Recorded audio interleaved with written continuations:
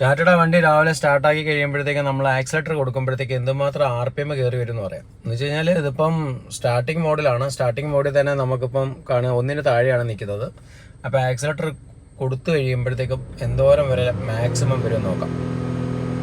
കണ്ടോ, 5000 RPM വരെ വരത്തുള്ളൂ, അതിനപ്പുറത്തേക്ക് പോകത്തില്ല. ഈ വണ്ടി ഇപ്പോൾ 29,246 കിലോമീറ്ററാണ് ഓടിയിരിക്കുന്നത്. ഓൾറെഡി മേജർ സർവീസും കാര്യങ്ങളെല്ലാം കഴിഞ്ഞതാണ്.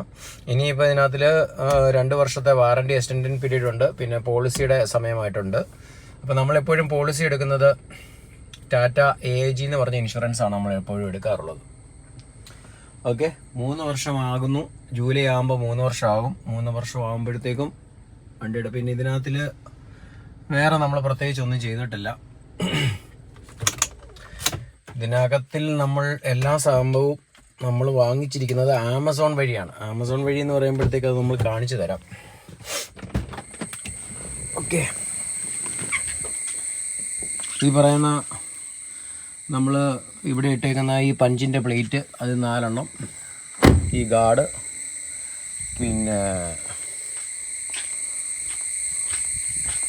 പിന്നെ ബോസിൻ്റെ ഇതാണ് വെച്ചിരിക്കുന്നത് നമ്മുടെ വൈപ്പർ. പിന്നെ ഇതിനകത്തിലെന്ന് പറഞ്ഞാൽ ഡോർ ഗാർഡ് വരെയും നമ്മൾ ഓൺലൈനിൽ നിന്ന് മേടിച്ചതാണ് കേട്ടോ. ഡോർ ഗാർഡെല്ലാം ഓൺലൈനിൽ നിന്ന് മേടിച്ചതാണ്. പിന്നെ ഈ പറഞ്ഞ ക്രോം പ്ലേറ്റ്, ഈ ക്രോം പ്ലേറ്റും എല്ലാം ഓൺലൈനിൽ നിന്നാണ് മേടിച്ചത്. പിന്നെ ഈ പഞ്ചിൻ്റെ 3D സ്റ്റിക്കർ അതും ഓൺലൈനിൽ നിന്നാണ് മേടിച്ചത്.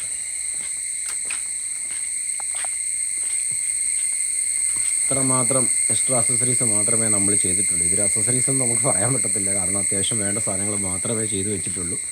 ഡോർ ഗാർഡ്, റെയിൻ ഗാർഡ്, പിന്നെ ഈ പറയുന്ന ക്രോം പ്ലേറ്റ്, പിന്നെ ഈ പറയുന്ന എന്തോ വണ്ടിയിൽ കയറുമ്പോൾ ഉള്ള അതിന് പറയുന്ന പ്ലേറ്റിൻ്റെ പേര് മറന്നുപോയി,